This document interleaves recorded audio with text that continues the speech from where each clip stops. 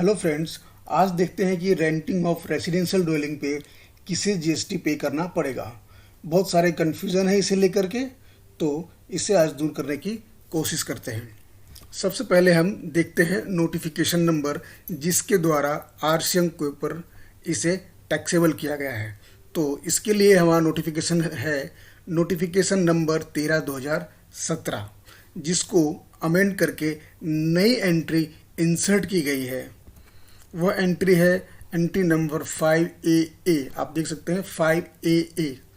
अब देखते हैं 5AA क्या बताता है। तो ये बताता है कि सर्विस कौन सा होगा। तो सर्विस है services by way of renting of residential dwelling to a registered person, यानी एक रेसिडेंशियल प्रॉपर्टी को रेंट पे दिया जा रहा है। ये हो गया हमारा सर्विस।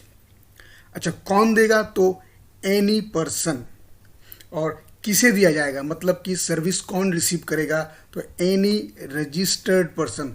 यहाँ खास जो ध्यान देने वाली बात है वह है रजिस्टर्ड पर्सन, यानी किराएदार जो है वह रजिस्टर्ड होना चाहिए, तो ही यह एंट्री लागू पड़ता है। अब एक सिंपल सा सवाल है कि क्या कोई भी व्यक्ति जो भाड़े पे लेके आज रह रहा है उसे जीएसटी देना पड़ेगा? तो नहीं। हमने देखा एंट्री में कि जो व्यक्ति भाड़े पे है वो अगर रजिस्टर्ड है, रजिस्टर्ड से यहाँ मतलब है जिसने जीएसटी में नंबर ले रखा है वह व्यक्ति। तो ऐसे व्यक्ति जो भाड़े पे तो रह रहे हैं लेकिन वह रजिस्टर्ड नहीं है, तो उन्हें जीएसटी देने की कोई ज़रूरत नहीं है। अगला सवाल है, मकान मालिक जो कि अपना घर भाड़े पे दे रहा है वह खुद रजिस्टर्ड है, तो क्या उसे टैक्स कलेक्ट करना पड़ेगा? तो इसका जवाब है नहीं, क्योंकि इस एंट्री को ऑलरेडी एग्जम्प्ट में रखा गया है नोटिफिकेशन नंबर 12/2017 के द्वारा। तो देखते हैं 12/2017 में इसके बारे में क्या बताया गया है। तो यह है नोटिफिकेशन नंबर 12/2017 का सीरियल नंबर 12। इसमें ऑलरेडी आप देख सकते हैं services by way of renting of residential dwelling for use as residence except where the residential dwelling is rented to a registered person. तो इसके सामने आपका टैक्स का रेट जो है वो नील बताया गया है। पर कब? एक्सेप्ट जो हम लोगों ने अभी आरसीएम में एंट्री देखा कि रेसिडेंशियल ड्वेलिंग वाला।